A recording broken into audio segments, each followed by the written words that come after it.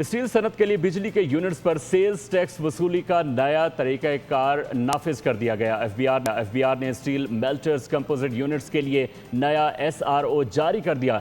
Steel Sanat से sales tax बिजली के हवाले से फी यूनिट के इस्तेमाल की बुनियाद पर वसूली करेगा। उमर हयात से मजीद जानते हैं। जी उमर, आगाह कीजिएगा।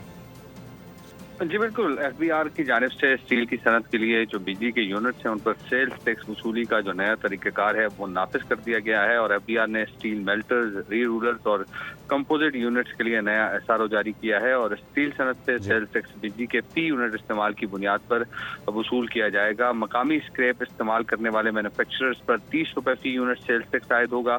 70% से ज़ायद दरामदी स्क्रैप इस्तेमाल करने वालों पर 5 रुपये फी यूनिट सेल्स टैक्स मुकर्रर किया गया है और जो एक्सपोर्ट फाइनेंसिंग स्कीम के लाइसेंस याफ्ता दरामदी स्क्रैप इस्तेमाल करने वालों पर भी 5 रुपये फी यूनिट टैक्स लागू होगा।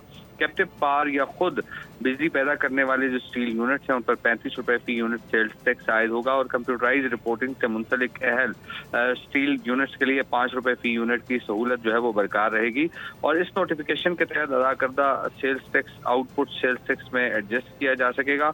5 लाख या इससे ज्यादा बहाना बिजली यूनिट्स इस्तेमाल करने वाले मेल्टर्स या कंपोजिट यूनिट्स करार पाएंगे और 5 लाख से कम बिजली इस्तेमाल करने वाले यूनिट्स स्टील री रूलर्स की कैटेगरी में जो है वो शामिल होंगे। सेल्स टैक्स बर वक्त अदा न करने पर मुतालिका डिस्कोज जो है वो बिजली का कनेक्शन मुनक़ते करेंगी और डिस्कोज को 1 जुलाई 2026 से नए फी यूनिट सेल्स टैक्स रेट्स नाफिज करने की हिदायत की गई है।